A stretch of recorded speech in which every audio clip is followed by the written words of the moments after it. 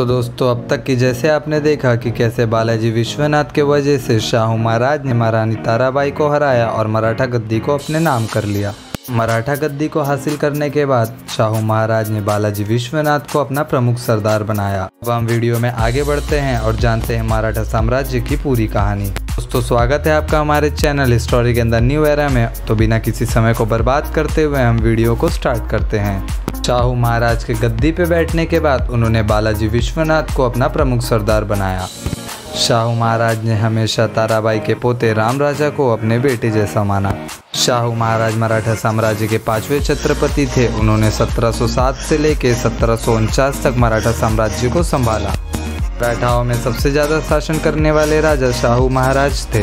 1720 में बालाजी विश्वनाथ की मौत हो गई। बालाजी की मौत के बाद शाहू महाराज ने उनके बड़े बेटे बाजीराव को पेशवा बनाया। यहाँ से मराठाओं के साथ साथ पेशवा की शुरुआत हुई। बाजीराव को पेशवाओं में सबसे बड़ा योद्धा माना जाता था। 1720 से लेकर 1740 तक उन्होंने राज्य किया। कहा जाता है कि बाजीराव इतने अच्छे दिखते थे कि निज़ाम के दरबार में उन्हें देखने के लिए सारी रानियां मौजूद होती थी, और जब वो निज़ाम के दरबार में आते थे तब उन्हें देख के सारी स्त्री उनके ऊपर हीरो की बारिश कर देते थे। और बाजीराव का कहना था कि उनके दिल में बस काशीबाई और मस्तानी के लिए ही प्यार है। आज तक के अपनी ज़िंदगी में बाजीराव ने एक भी जंग नहीं हारी।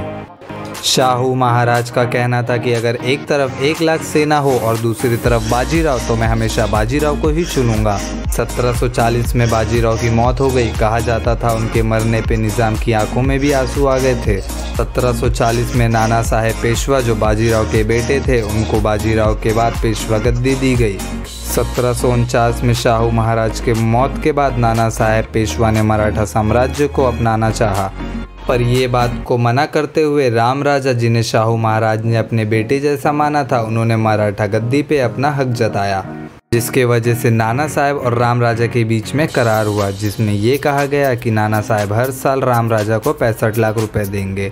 1750 में रोहिलखंड पे हमला करके मराठाओं ने उन्हें इस कदर हराया कि रोहिलखंड वालों के लिए मराठाओं के लिए नफरत जाग गई। नाना साहब के भाई रघुनाथ राव ने 1756 में अहमद शाह अब्दाली के साथ अफगानिस्तान भाग गए। 1758 तक दिल्ली और महाराष्ट्र में मराठाओं का राज था। बाद में मराठाओं की दुश्मनी जाट और राजपूत से हुई। जब नाना साहब को पता चला कि अहमद शाह अब्दाली फिर से भारत पे कब्जा करने की कोशिश कर रहा है, तब नाना साहब ने सदाशिवराव को अपना सेनापति बनाया और उन्हें जंग के लिए भेज दिया। उनके साथ इब्राहिम गारदी थे, जो निज़ाम शाह के थे, जिन्हें बाद में मराठाओं ने अपने साथ रख लिया। उनके साथ विश्वासराव, जो कि पेशवा नाना साहेब के बेटे थे, और मल्हारो होलकर भी थे, और दूसरी तरफ था अहमद शाह अब्दाली। इस लड़ाई को पानीपत 3 के नाम से जाना जाता है, जो कि 1761 में शुरू हुई। इस लड़ाई में बहुत से मराठा और अफगानी मारे गए। इस जंग में मराठा हार गए, जिनमें से एक कारण ये भी था कि राजपूत ने उनकी मदद करने से मना कर दी।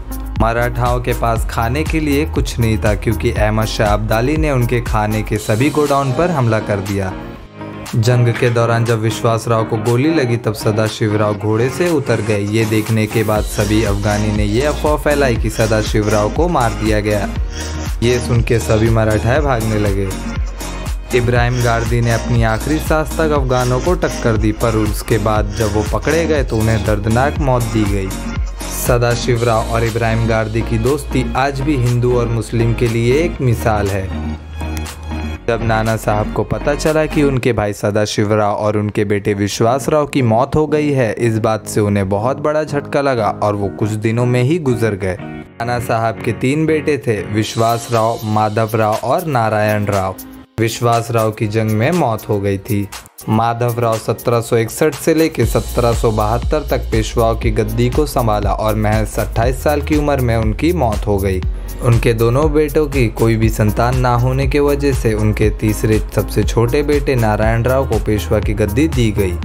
पर यह बात नाना साहेब के चचेरे भाई रघुनाथ राव को पसंद नहीं आई, तो उन्होंने नारायण राव को मार दिया। नारायण राव को महज 18 साल की उम्र में मार दिया गया। नारायण राव के बाद रघुनाथ राव को पेशवा की गद्दी मिल गई। पर उन्होंने पेशवाई कुछ ही दिनों में छोड़ दी। नाना साहेब फडणवीस जो पेशवा के सरदार थे, उन्होंने नारायण राव के बेटे सवाई माधवराव को पेशवा की गद्दी पे बैठाया और उनके बड़े होने तक उन्होंने खुद पेशवाई संभाली। 1795 में शनिवारवाड़ा के दीवार से कूद के उन्होंने आत्महत्या कर ली। 1802 में रघुनाथ राव के बेटे बाजीराव II को पेशवा की गद्दी दी गई। बाजीराव II को जंग में से भागने की आदत थी, जिसके वजह से लोग उन्हें भगौड़ा बाजीराव भी कहते थे। उन्होंने अंग्रेज़ों के खिलाफ 3 जंग लड़ी, जिसमें से 2 जंग मराठा जीत गए और तीसरे जंग, जिसे थर्ड एंग्लो मराठा वॉर के नाम से जाना जाता है, वो मराठा हार गए। नवंबर 1817 में शुरू हुई ये जंग फरवरी 1818 में ख़त्म हुई और इसके साथ मराठाओं का राज ख़त्म हो गया और अंग्रेज़ों ने भारत पे कब्जा कर लिया। मराठाओं ने भारत पे 144 साल तक राज किया था। ये सफ़र शुरू हुआ शिवाजी महाराज के साथ और ख़त्म हुआ बाजीराव II पे। मराठा साम्राज्य की शुरुआत 1674 में शिवाजी महाराज से हुई और ख़त्म 1818 में पेशवा बाजीराव II से हुई।